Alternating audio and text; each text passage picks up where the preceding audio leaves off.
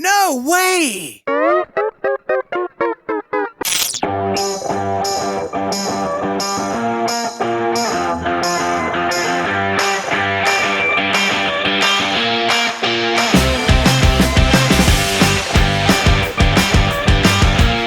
What's up guys, TechShan here back with episode 3 of our PC build series. Well, this time it's gonna be a little different. Pushing the limits. Not like this, but like this. A PC build for just under rupees 10,000. For everyday use or say for students. A PC under 10,000? That sounds interesting, Shan. It sure is. Sit back and enjoy, and make sure to watch this video fully without skipping to know all about it. And if you end up liking this video, all I request from you guys, for my efforts, is just a thumbs up. I hope you guys will do it. Alright. Let's get started with the components I've chosen for this build. Do note every component is chosen with care, balancing both quality and pricing to be in line with our extremely tight budget. For the processor, I have gone ahead with the AMD A series chip. What I have here is the A67480. This should be good for your everyday use as it's a dual core chip and has a max clock speed of 3.8 GHz. The cool thing is it has inbuilt Radeon R5 graphics. Opening up the box, we have the chip with a sticker, the stock cooler, looks solid, and a manual.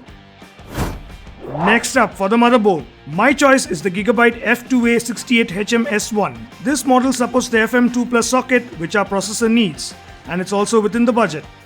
The box has the board, I/O cabinet backplate, 2 SATA cables for your hard drive, a manual which is a must read, and a driver cum utility CD. That's about it. Here is a closer look at the motherboard. You have the socket in the middle that can take in A series AMD chips. Then you have 2 DDR3 RAM slots with max support of 32 GB. PCI Express slot for graphics card if you need to add one in the future. PCI slots for other components. 4 SATA ports for your hard disk. Cabinet front slot connectors goes here. Back the connectivity ports. This board has anti-surge protection, humidity protection, and electrostatic discharge protection. Overall, a good board. Next up would be RAM. I have picked up 2 sticks of Hynix 4GB DDR3 RAM, total of 8GB. Speed would be 1600 MHz. 4GB will be way too less, and since the inbuilt graphics might take up some RAM, better to go with 8GB. Next up would be storage. I have picked up the 256GB Seagate mechanical hard drive. If you want, I would totally ask you to spend a little extra and add a basic SSD to install Windows so that it speeds up the mission even more. But here I will just go with this drive to be in line with the budget. Next, power supply unit. Since the build is not going to be very powerful and is a basic entry-level one, I have picked up the Zebronics Zeb N450W. Max output you can get from this is around 250 watts. Among the many entry-level PSUs I have tested so far, this has worked well personally for me. And the final one would be the cabinet. My pick is the one from Foxen called the Handy. It's a basic entry-level cabinet which can take in ATX and mini ATX motherboard. Given the pricing, I didn't have much options, so had to go with it. Still, its metal and plastic build won't disappoint. But do note you don't get any fans in it, so I got a 120mm fan separately, so I can fix it in the side plate for ventilation. It's a pretty compact cabinet that won't occupy much space. Shan, what was that? Front, you have the controls, the usual stuff. Reset switch, 2 USB 2 slots, audio connectors, LED indicators for hard disk and power, and then the power switch. A decent budget-friendly cabinet that fits in our budget, which also looks good. Alright, now that you know about the components, it's time to get started with my exclusive easy 10-step PC build process. I'm sure if you follow it, you can build it yourself. Step 1. Fix the processor in the motherboard. Make sure to follow the direction where the arrow is pointed. Lock it in place. Step 2. Fix the stock cooler on top. We already have enough thermal paste pre-applied on it.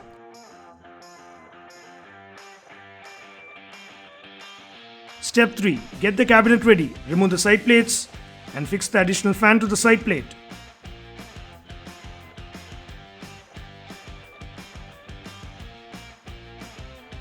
Step 4. In the cabinet, fix the I/O motherboard backplate that you got with the board in the slot provided.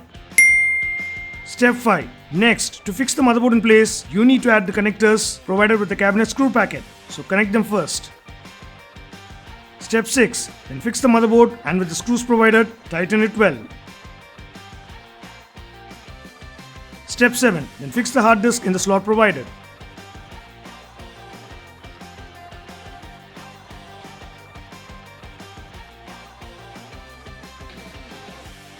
Step 8. Now fix the power supply unit in place and tighten it using the screws. Step 9. Next, fix the RAM cards in its slot. Step 10. Now that we have all the components in place, it's time to connect the cables, including the cabinet front top connector cables. I would totally suggest you to refer the markings on the board and do it right. Also make sure possible cables are routed from the back so it's a bit clean. Stock cooler fan cable goes here.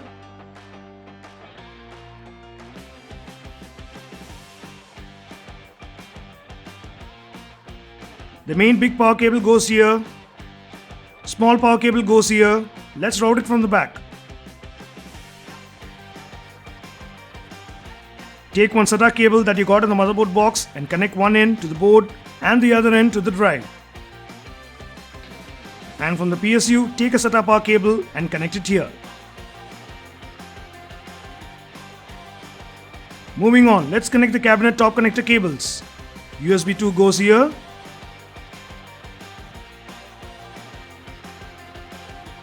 Audio here.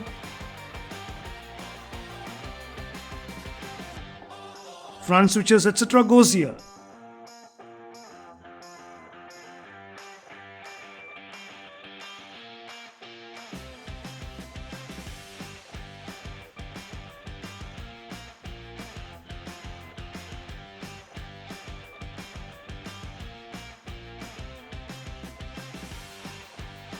Close the side plate. Use cable ties to tie the cables together so it looks a bit clean. Do what best you can, guys. Then connect the side plate fan cable to one of the power cables from the PSU. And finally we are done with the build, amigos. Here it is.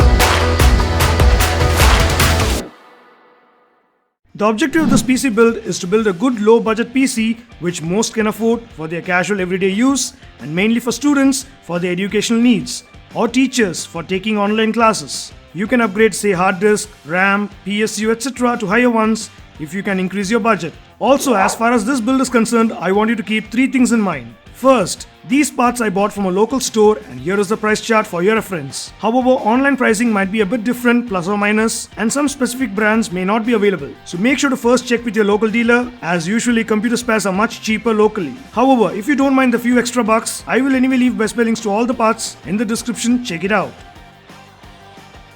Second, if you want an extremely low budget monitor, then you can buy one separately as per your choice. We'll leave few options in the description. For demo, I'll be using a very basic one, a 15-inch HD monitor from a brand Blue Feather, which you can try to get offline. I got it for around Rs 2300.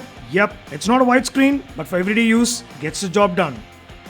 And third, coming back to the build, it's not for high-end work or gaming. Please keep that in mind. Everyday browsing, email, Word, Excel, PowerPoint, basic Photoshop editing, online video calls, classes, basic low-end games, all these you can do with no issues. Paired with the basic HD monitor, keyboard and mouse and you should be good. However, I know the question, how much ever I iterate, some of you guys will never stop asking me, Shan, can we play PUBG, GTA 5?